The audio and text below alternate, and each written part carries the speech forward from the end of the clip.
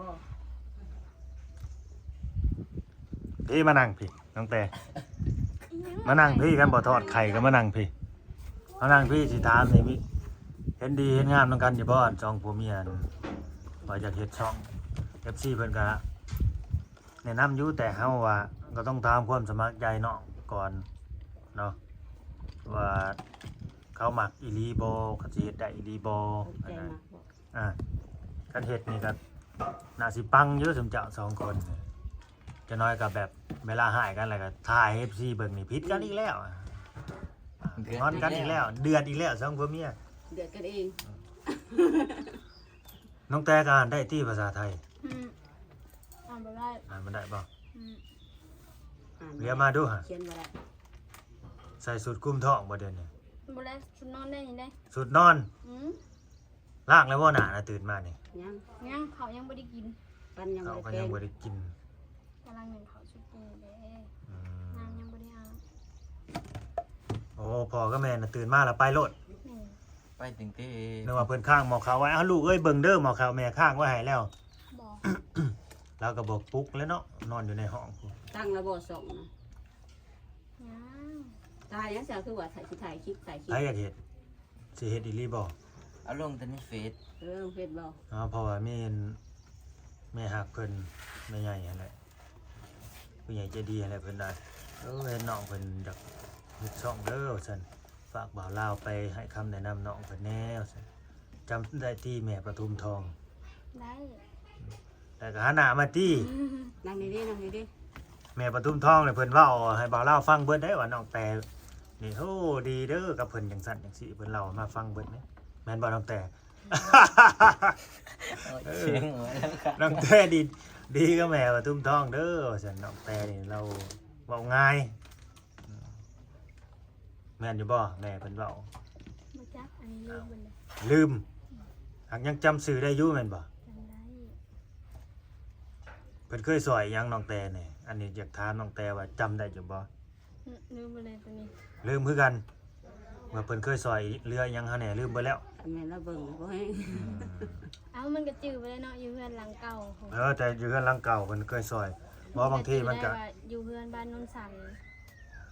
บางทีมันโดนนะเนาะอันนี้ก็แบบมันหลายคนเด้ซะแบบซอยน้องเข้ามาหานะมันก็จักไปเป็นไผตัวนี้นะบ่ว่าแต่น้องแต่เนาะหลายคนก็สิลืมได้คือกันถ้าเฮาบ่จดไว้เด้เฮาบ่จดไว้บันทึกไว้หั่นนะบ่เล่าคือกันถ้าเกิดผู้หลักผู้ใหญ่แบบว่า ให้เป็นสะพานบุญให้ผู้นั้นผู้นี้หั้นนะเคยซอยเรือเข้ามาผู้เท่าใดนี่ ลืม เฮาบ่จดไว้ก็ลืมได้มันถึงแหละมันลืมได้ พูดแต่บ่เคยช่วย ฮู้แต่ว่าเคยซอยเพราะว่ามันหลายคนเด้ ต้องจดไว้เคสนั้นอ้ายน้องแต่นี่คือกันแล้วนี่ยังบ่ได้จดไว้ซะน่าสิลืมอยู่เด้แต่ก็สิจดไว้อยู่ เพราะว่าเคยชื่อบ่ลืมบ่ได้หลายปานใดเป็นผู้ละหน่อยบ่ได้หลาย เรื่องอันนี้เด้ว่าในได้ซะเรื่องนั้นหน้าตรงหน้าต่างบานตอกประตูเพิ่นบ่ได้ให้ทาสีบ่ ยังบ่ได้ถามอยู่เมื่อวานนี่เราก็คาวีอ่ะก็เลยเว้ากันหน่อยเดียวว่าเรื่องผลศาสตร์เลยกะแล้วเราก็เฮ็ดเวียก ทาสีนี่มันสิบ่ย่อยใส่ผ้าบ่เนาะ โย ตามหลัก ทามีสีมือหรอวะตามรักจังในเฮือนน่ะก็ทาดิ บ่แล้วตำรักเขาก็ทา ที่ ก่อน แรก ที่ เขา เขา ทา ขึ้นไป ก่อนแล้วขึ้นแล้วเขามาล้ำอีกเด้เขาก็ต้องคอยทา บ่จุ่มลายเนาะจุ่ม อ่า เจอละหน่อยบ่ให้มันย่อย อุ๊ยในเฮือนค่ะนี่ก็ยังสีมือเขาเองเลยค่ะบนหลังทาเอง ไอ้เฮียมาทำมาถ่ายวันนี้ ทาเองเบิด ก็ทานํกันนั่นแหละ ทาน้ำกัน2 คนทาเองบริจาคไหน ทาสีเอง ป เบิ ระ ด ตู ใน ประ เรื ตู อน สีหกสีเฮือนนี่ทาเองเบิดบริจาคจ้างไปเฮ็ดเฮือนเลย แนวเฮ็ดบ่เป็น เฮ็ดบ่เป็น แนวจ้าง ตัวเห็ดเป็นทาเองเบิดตัวจ้างเขามันแพงเด้ตอนนั้นผมได้แค่8,000เนาะ 8,000 8,000ทาสีเฮือนปัดเช่าท่าแล้วส่งมือก็แล้ว ก็เกือบเสียเงินซื้อเนาะ มันบริญญาได้ซ่าแล้ววะสีอะ มื้อนี้บ่าวแอนก็บ่ได้เข้ามาบ่ หมอเพิ่นไปไทยนา อ๋อ อืม เพิ่นมีก็สั่งเลยแบบสั่งเครื่อง ก็ออกมาซื่อๆนะ ก็ได้เทพื้นนำบ่ ไม่เท่ ตัวต้องเทแล้ว เทสิไปเทแบบไหนบัดนี่ ผู้เละเทมันต่ำ เทต่อกันเลยนี่แล้วก็ให้มันสรุปทั้งนั้น ก็เทนี่เทคันสิเทนี่ต้องเทให้มันต่ำกว่าพื้นเฮือนก็สิเทให้สูงกว่าพื้นเฮือนบัดสิ ไหล ไหลมาพี่หรือสิเท บ่ไหลแล้ว ให้มันลงไปพุ่นบ่ เอามงอยู่มันก็บ่ไหลแล้ว ยันเทหรือแบบพอยันเทลงต่ำไปทางพุ่น อืม มงจอดกันมันสิไหลมันก็มาทางพื้นนี่จังได๋ จะแล้วจะก็สิเฮ็ดหลังคาสลบออกไปพุ่นบ่ เทกระเทิบไปพุ่น อ่า ไปทาง มันก็ไหลไปพุ่นเลยมันสิมาไหลมันก็ซ้ำกันมันสิเป็นหยัง ไหลไปพุ่นก็ไหลไปพุ่นเฮาก็ต้องเฮ็ดต่ำลงไปพุ่นคือกัน มันคงให้มันไหลค่ะ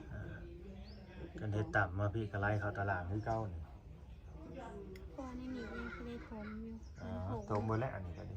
นี่ดินรถหนึ่งพุ่นแล้วนี่รถหนึ่งหรือสองรถกูบ่จักอยู่หน้าเฮือนนี่ลงมาแต่เทิงเฮือนก็น้ำหกรถนี่เพราะบันไดนี่ แล้วก็อยู่นี่มันกระสาดอีก อืมมีแต่ห่มแต่สะอาดบ่ได้มีเสือนำบ่ บ่มีเสื่อน มีแต่สะอาด มีแต่สาด กันว่าสิทงเบิดนี่สิเบิดหลายรถอยู่ดอกฉันอยากให้ดินมันนั่นเลย ประมาณ2รถก็ได้แล้วเฮาก็ปั่นใส่เข็นใส่ยุ่งใส่ รถคือมื้อแล้วยังรถซ้ำได้ รถพกล้อน้อยหันเด้คือได้รถ6ล้อ คือบ่เขาสั่งมันเฮ็ดไอ้เหยาะอยู่นี่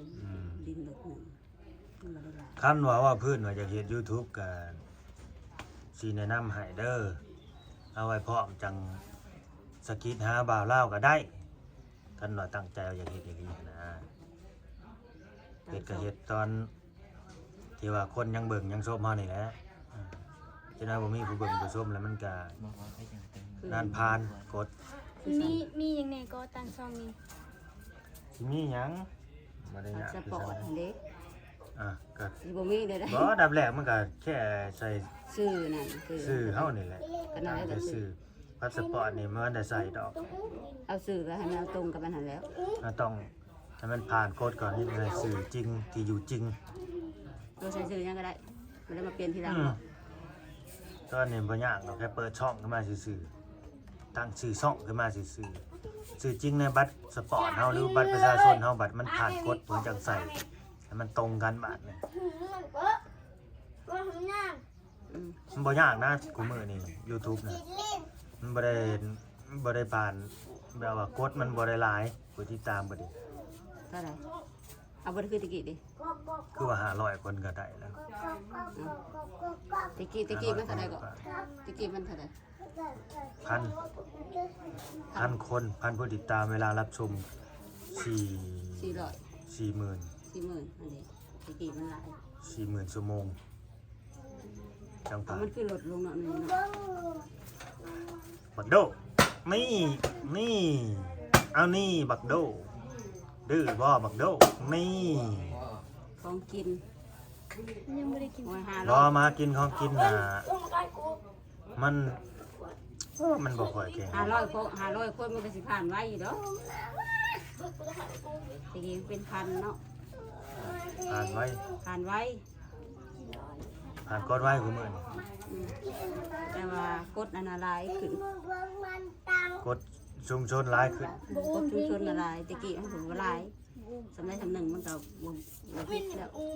ตอนนี้น่ะมีปัญหาอยู่คือน้องแต่นี่บ่เพราะบ่มักว่าน้องบอยนี่จะเฮ็ด ได้เบิร์ดมา ได้เบิดให้ความร่วมมืออยู่บ่ ได้เฮ็ดกะเฮ็ดแค่ในว่าหมูตั้งใจเท่านั้นเขาบอกขออย่างไรขอให้หมูตั้งใจด้วยเอาคลิปลงแต่ละมือ อืมตั้งใจบัดนี้มันก็ต้องมีเงินอยู่ได้เติมเน็ตได้ มันก็จะเปลืองไหนได้ เปลือง อันถ้าเติมรายเดือนมันก็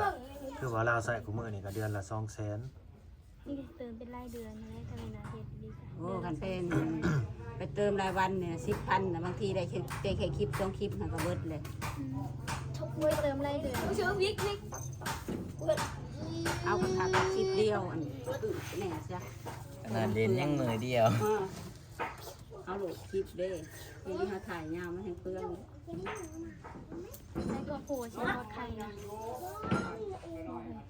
เล็ดบาทเดียว ไปสิทอดบ้านนี่ไข่ อ้าย ไอ้สิทอด ไปทางไหน อันนี้อยู่บ่ไฟนะไอ้สิทอดนะ ยังไม่ได้ดังเลย ไข่ยังมี อย่าแล้วนะนอกละน้อยนอ ต้ ก องอันรอหิวว่าจักจะมาเห็ดมันจังเสบเด้ อืม เดี๋ยว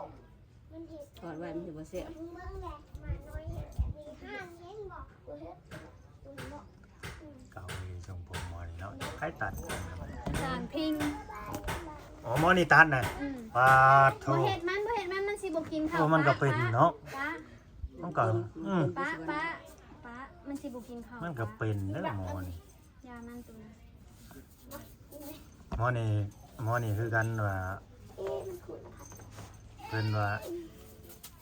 ฝากน้องบอยนี่เด้อบอกสอนอันแน่หมอนี่ บอกสอน อย่ามันดื้อนะ แต่บอกสอนแต่บ่ได้บ่พัง เพิ่นว่ามันฟังน้องบอยได้หมอนี่นะ อืม บักทิ้งนี่นะ แล้วบ่พัง บ่ฟังเลยบ่ นอกจากลุงเพิ่นเองมาอย่าเบิ่ง ลุงใหม่ลุงมือเนาะยะเนาะ อย่าป้ามัน เข้ามาเฮ็ดเด้อพวกนั้นสินะ จานโกะ จะ ป้า ใช้มาตรการนั่นรุนแรงบ่ได้เนาะ แม่ ก็กล้าไปเฮ็ดลูกหลานเพิ่นแล้วเฮ้ยแล้วก็บอกได้แต่ปากนั่นแหละ มันเอาไว้นะ อย่าดื้อเด้อ บัดเฮาบอกว่าพอดีหืนซื่อๆนะบ่เล่าเว้าคนจริงกะ ไปตัดผมให้มันนี่คือคักแท้โตบ่ดีนี่อันนั้น ดีตะขาบ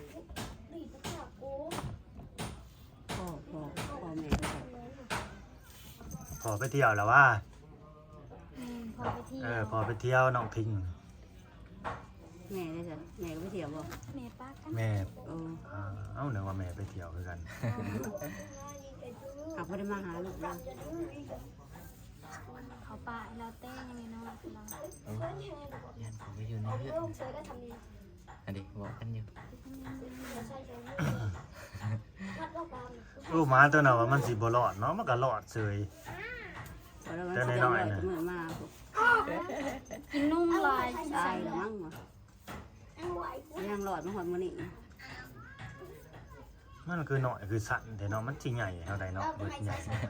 นี่เขาบอกเขาว่าใหญ่สุดซัมมาโดน สามตัวนี้ จำตัวนี้ก็จะพ่อมันจังนั้นน่ะเขาเป็นพ่อเขาบ้าแล้ว โอ้ยเราแถมมาเนาะซื้อเลขแจกแถมเราอ่ะซื้อหนึ่งแถมหนึ่งโอ้ย เอ้า สิบเอาบ่ ตกใจเขาสิซื้อได้ขยายว่าฮอดที่เลย หนูผูก ซื้อหนึ่งแถมหนึ่ง ว่าอยู่ไหวกูขัด ช่วงโปรโมชั่นเด้ ลงอยู่ว่า โอ้พี่น้องเลยซื้อหนึ่งแถมหนึ่ง มาไทย มาก็มีโปรโมชั่นได้ซื้อหนึ่งแถมหนึ่ง กูก็เลย ร้านของเนี้ยนี่แล้วที่แรกนะไปนี่คนหลายๆเนี่ยเพิ่นสิบ่ลดได้เพิ่นแพงมาเนาะ อืม พอแบบตลาดสิเลิกแล้วเพิ่นหักลดด้วยหรอก เคย จา ซื้ ก อ ที่400ก็เหลือ200 เคยซื้อน้ำลาวหลายโต เอา แล้ว ไปขายตัวละร้อยเป็นขายนะ เคยซื้อน้ำลาวหลายโตแล้วยายนี่นะตัวละร้อยต่อเพิ่นต่อราคาลง อยู่บ้านเฮาก็ซื้อเดียวก็โตตาย โอ้ยเบิดน้ำลาว4-5โตเลยบ่จักยายนี่ สิหาโตยังมันไม่ เป็นมาแล้วเองบอกเลยว่า บ่ เอามาขาย เราก็สิไปบางทีเราก็สิไปคอเขาแหละมาขายบ่แม่นเราไปซื้อดอกนะครับเว้าไปซื่อๆบางทีเราก็สิให้เอาหยังไปแลกเอาหั่นแหละ คือบ้านเฮาเนี่ยเนาะ แม่นแบบม้าแม่งข้อเช้านี่มันได้ลูกนะก็อาจจะซื้อของไปแลกเอานั่นนี่เราก็มาขายบาทนี่เอากำไรล้วน ลูกเฮาติดตัวน้อยสังเกตนี่ เอามาตอนน่ะก็รถเหยียบตายแล่นบนทางมาซื้อมาเอามาทีเดียว3ตัวเลยเหลือ2ตัวหนึ่งก็เอาให้เวียด ๆฟังสิทานตั้งแต่ท้องมานี่ฟันยังแปลกๆอยู่บ่ กูหมาใจว่า บ่ได้ฟันยังเลยก่อนที่ท้องนี่ก็ อืม ปกติสิฟันเด้ ก็กันคนเฮาสิท้องแล้วฟันก่อน ข่อย นะ ฟันเด้ มีแนวมาซูนความฟันเฮาก่อนบ่ได้ฟันหยัง มีทางการเหมือนกัน บ่ได้ฟันว่าคนนั้นมันเกิดบ่ อ๋อแต่บุญนี้เด้อแต่ถือเลข ถากไปดูบาลาวสิไปหับว่านกตุ๊กสิมาบ่สิ ชั่วเลยมึงอ่ะ อยู่ซ้ายตอนนี้ไปหาเฮ็ดบ่ ชั่วเลย จังหวะมา พี่วิ่งตึงหนักอะไร เนาะเจ้าเลยเข้าป่าเลยว่าจักป้าอยู่หากินเลยว่าจัก แข็งจะหลุดครึ่งอย่างเลยมันคือเขาขับทรงหนาเลยจ้ะนะ เงินแบบนั้นแล่นรถสลิง น้องตุ๊กสิมาบ่ว่าลาวสิไปหลัดเอาว่าสิกันว่าสิมากับลูกนะ ไม่ได้เกิดอะไรเป็น หลัดกะหลัดอยู่นอกไปแล้วบ่ได้แล่นเข้าไปเอาเดือนเท่าใด แต่หน่อยนั่นแหละ ชวนหลายน้องทั้งที่น้องคิมเขาบ่ให้เอามาหรอกว่าเรา ยะอยู่เนาะ เราคือได้เฮ็ดปวด คนเดียวเราไปหาเห็ด เขาแล้วได้ฮะบ่เราซื้อไปเลยนี่ เราสั่งเขาวกลุ่มเราส่งเขาวกลุ่มบ่เรานำกลุ่ม เรา บ่ ซื้อไปมาแม่ดอกที่ไปจอดเก็บนี่ใช่ไว้ว่าอ่ะ กลางทาง บ่ว่าสิไปรอหาเห็ดน่ะ โด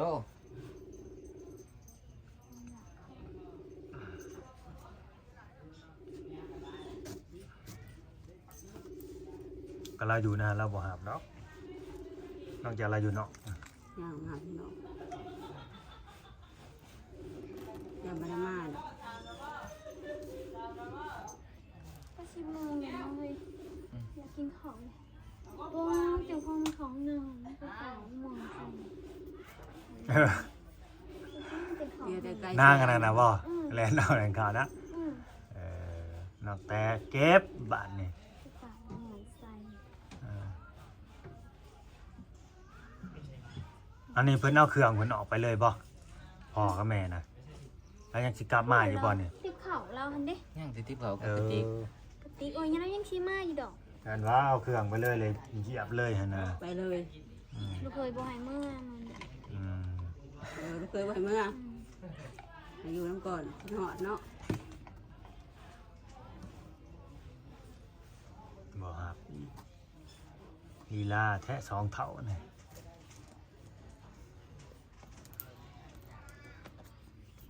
เราเก็บเห็ดปัวกระดังมวนหมดแล้ว เก็บน้ำค้างข้างมวนจะแล้ว อืม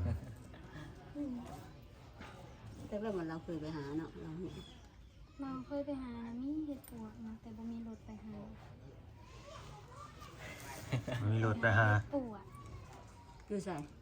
อยู่ใส่ อยู่พูดเลยอยู่บ้าน บ้านใด ลงสัน อยู่ทางไหน ทางขดมอื้อหันเด้เอาไปหาอีพุ่นได้แม่นเฮาอยู่กัน มีรถไปหาบ่ซื้อบ่รถบาลาวสิขายให้คันหนึง อุ้ยเอาอีกเลยนะ ขายให้ราคา ก่ ถึ อง นเอาบาลาไปก่อน กัน เอา ขาวๆบ่ บ่เร็วคันขาว บ่ได้เลย เอาอันนึงเว็บ125 ฮะ นั่น ของเจ้าบ่ ของคอยคันขาว สิขายให้เว็บ125นั่น ของฝนคันน่ะ ขายบ่แพงดอกตอนซื้อก็ซื้อ23ล้าน โอ้คันขาวซื้อตอนน่ะ60,000ปลายผู้ใด คันขาวนี้บ่แม่นบ่ซื้อช่วงรถตอนรถเจ้าเสียนะ อ้าว บ่เตียงซื้อ75,000ออกใหม่ล่าสุด บ่แม่นตัวน่ะบ่บอกอัน70,000 80,000นั่นบ่ รถคันนั้นเจ้าเสียบ่เฮิงเจ้าก็ซื้อใหม่เนาะ สึกว่าบ่ซื้อมันก็บ่มีขับเด้ ตอนซื้อนะ65,000 60,000 จอยไม่ได้ใส่ จอดอยู่แล้วจอดรถใหญ่ให้แล้วสิบ่จอดบ่นี่ อะไรก็สีขาวเอาไปนะเว็บใหม่ ตัวนั้นมันยังออกมีอยู่เลย ขาวฝาตัวน่ะ นำมาทันบ่ ฮะ นำมาทัน โอ้ยสิเห็นเพียงเด้ยังมื้อเช้า7 โมงก็จะฮู้ว่ารถเสีย จะเขาไปเฮ็ดอันใดเนาะบ่แล้วก็เนาะบ่หลอกขอแขกเลยบ่ บ่มี ที่ ดอ เมื่ ก อนั่นน่ะบ่ายโมงน่ะยังบ่ได้นอน ลูกหายลูกบ่สบายเนาะ อืม รถก็ยังอยู่มันจะ บ่า ไป ยโมง 3 โมง บ่ายโมงปลายแล้วยังไปส่องเบิ่งรถอยู่ มันมางหัว ลูกไปส่องเบิ่งก็ยังเห็นรถจอด มันบ่ได้เข้าทางประตูได้ นั่ง กระหน่ำ ทางสายเพื่อนเด้ อ่าแล้วก็กระจกมันก็หันถิ่มไว้ให้กระแจแน่นเบาะมันก็ถิ่มไว้ให้บ่เอาป้ายรถมันก็ตัดอยู่ในหันเลย ตัดออก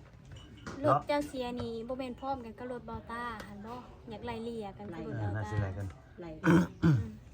ไปของเขาก่อนเนาะ รอบ